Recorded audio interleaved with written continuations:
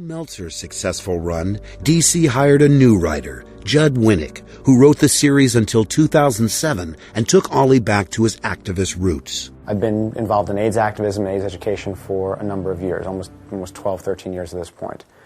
So for me, it made a lot of sense that the issue of AIDS would be a perfect subject for Green Arrow. Having Mia wind up with HIV was, almost a natural course of events because of her past. It would be almost impossible for her to not have wound up with some sort of consequences. And this wouldn't be about her necessarily dealing with the illness. It would be more about the fact that her lack of dealing with the illness. So much is written and so much is seen about people who are dying from AIDS. And there are very, very few stories of people who are living with it. And in this case, she's beyond living with it. She's a superhero. And I really wanted to create an HIV-positive superhero that her HIV status was the least of her character. We actually had a very important scene where Mia is going to join the Teen Titans, and she's very forthright about who she is. And it's not something she's ashamed anymore, but understands it's part of her life, that she's HIV positive, that she's learned to deal with it, and everybody around her has to learn how to deal with it too.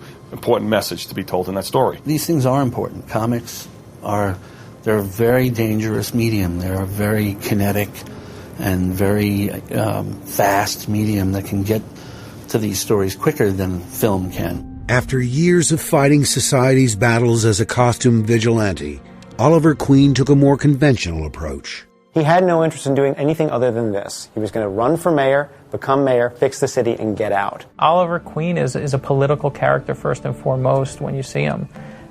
So having him jump into politics, I'm amazed no one did it a long time ago. He is the character who would care the most about what was going on in politics, and so he was a logical choice, and we just went with it. He felt that the only way he could do something really big to save the city he loved was to not be the superhero for 5 minutes and actually do the job in a more conventional way. Now all of a sudden he's put in a position of authority. How do you do it? How do you work with the machine that you've been fighting against for so long? How do you deal with that and still be the vigilante? Suddenly he's the man, and he's actually chasing the man. As the mayor, he's trying to get rid of Green Arrow, and it works perfectly. The fun part about Green Arrow that we like to do, because we're saying a lot of good things about him, we always like the one character flaw that we do have in our comic character is that he's a bit of a womanizer. Which I think also is something that a lot of people enjoy reading about him. And he constantly gets himself in trouble with the women around him. He's much more a James Bond type character, a love him and leave him kind of guy in that respect. And that's been an important part of his relationship with the other heroes as well. Specifically Black Canary, who's his longtime on-again, off-again girlfriend. These are two people who kick open doors together, beat people up together. So they have a lot in common, a lot of, shared goals. It helps in any relationship. They were together, then they broke them apart, and they were together again, and we keep on breaking them apart. And this particular point, we're actually bringing them to a point where we're actually going to have a wedding between Green Arrow and Black Canary coming up this year. So that's something that we've been building towards, but naturally, in any sort of comic book story, it's never that simple. It's one of the longest relationships in comics. There's some big ones out there, there's some more famous ones out there, but they've actually been doing this dance for close to 30 or 35 years. They've been dating since the Neil Adams era. And so it's about time they got married, I think, maybe, yeah. After 7 decades on the comic book page, the last 30 years have seen our hero become a little more animated. He started in the 70s with his one and only appearance in the Super Friends cartoon. He became a force to be reckoned with in 2004's Justice League Unlimited and was featured regularly in the Saturday morning hit The Batman. In 2006, he made his first ever live-action portrayal on Smallville with actor Justin Hartley behind the bow. I think Justin Hartley nails Green Arrow perfectly. I mean, there's that brashness, that sort of cockiness, but not to the point where you want to smack him, but right up to the edge. I didn't realize that was such a fascinating subject. We were talking for quite a while about bringing on a DC character and having an extended stay. We ended up with Green Arrow, which I admit at first I was a little leery of, because I thought Green Arrow could go either way. I mean, if we end up with the guy running around in a Robin Hood outfit with a jaunty cap with a feather in it, we're kind of screwed. But luckily, the costume department came up with this great outfit based on a later version of the Green Arrow outfit where he has a hood instead of, the classic jaunty cap.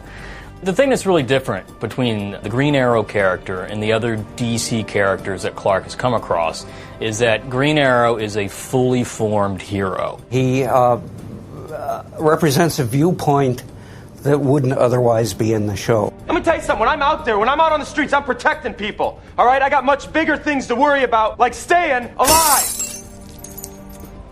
It was great to actually have a character that we could bring in to start to open Clark's eyes to the bigger picture. That, there's a lot more trouble in the world than just, your backyard in Smallville. To have a character come in and say, the world's gray, and you have to really think about what is going to ultimately be for the good of the world versus for the evil of the world. Just giving Clark that challenge was something that we had sort of been dying to do for several seasons. As a writer of Green Arrow and someone who's been living with the character for a number of years, I really have had a kick on seeing him on Smallville. It's answered a lot of questions which people often pose to the character about how can a guy running around shooting bows and arrows actually be a hero? And I think it took seeing him as a live-action character for people to actually get that. Go to hell. You first. We liked it because it's a counterpoint to Lex and Clark. It's a really good triangle with those three. Clark Kent is a smart guy. He does understand all of the issues. He sees all the sides. He doesn't take sides. I think he respects that Oliver Queen takes sides. We really took his essence and brought him pretty directly into Smallville. The character that he was, he fit beautifully into what we were already doing. We didn't have to manipulate it or change it or alter who he was at all. When you're bringing a new character into a ongoing series, you want to make sure they can plug into as many characters on the show as possible. Oliver Queen develops a relationship with Lois Lane. A love interest, I would say. They have a fondness for each other. They become boyfriend, girlfriend. Here goes nothing.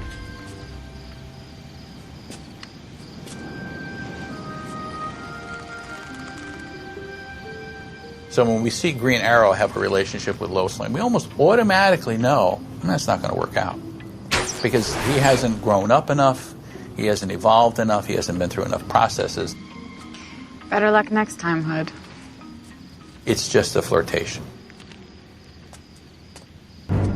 Green Arrow's Smallville storyline reached its pinnacle when Oliver Queen brought some of DC Comics' greatest heroes together in the episode Justice. He comes to Smallville looking for people to join him in his I would call it, quest for goodness.